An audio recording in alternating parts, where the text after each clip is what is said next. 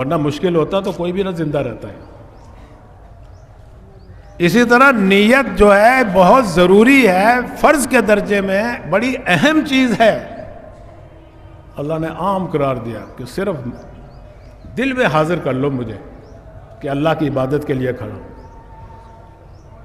نیت ہو گئی۔ اس کے بعد امام اللہ اکبر کہے گا، اس کو کہتا ہے تکبیر تحریمہ۔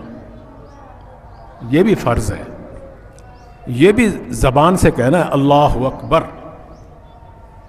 جو اللہ اکبر ایسے دل میں کہے گا، اس میں دل کا اعتبار نہیں، اس میں زبان کا اعتبار ہے۔ کہیں دل کا اعتبار، کہیں زبان کا اعتبار۔ یہ اللہ کے نبی کا فرمان۔ طلاق طلاق طلاق زبان سے کہو گے ہو جائے گی، فوراً گولی کی طرح لگے گی۔ دل دماغ میں کہتے رہو، 100 دفعہ کہتے رہو، کچھ بھی نہیں اثر۔ حالانکہ نیت کر رہے ہو تم طلاق دینے کی، نہیں طلاق ہوتی۔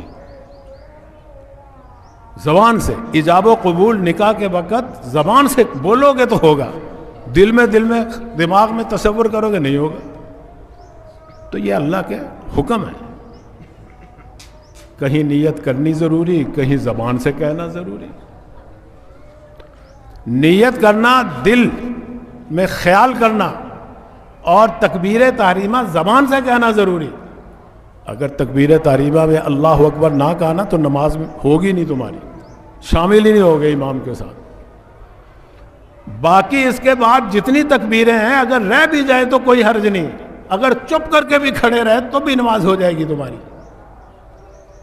اگر اللہ اکبر نہیں کہا، پہلا اللہ اکبر جس کو تکبیر تحریمہ کہتے ہیں، نہیں ہوگی۔ باقی آگے نماز کے اندر تکبیریں، رکوع میں جا رہے ہو نہیں کہی، چلے گئے چپ کر کے، سجدے میں جا رہے ہو چپ کر کے ہی اٹھ گئے، نماز ہو جائے گی۔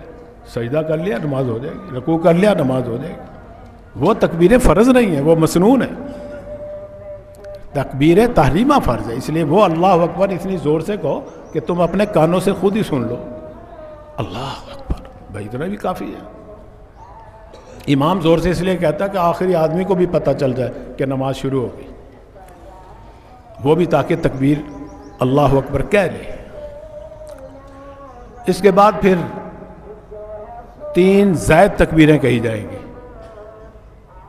2 تکبیروں میں کانوں تک ہاتھ اٹھا کے اللہ اکبر چھوڑ دیے جائیں گے، اللہ اکبر۔ تیسری میں کانوں تک ہاتھ اٹھا کر باندھ لیے جائیں گے، اللہ اکبر۔ امام قرات کرے گا، آپ خاموشی سے سنیے۔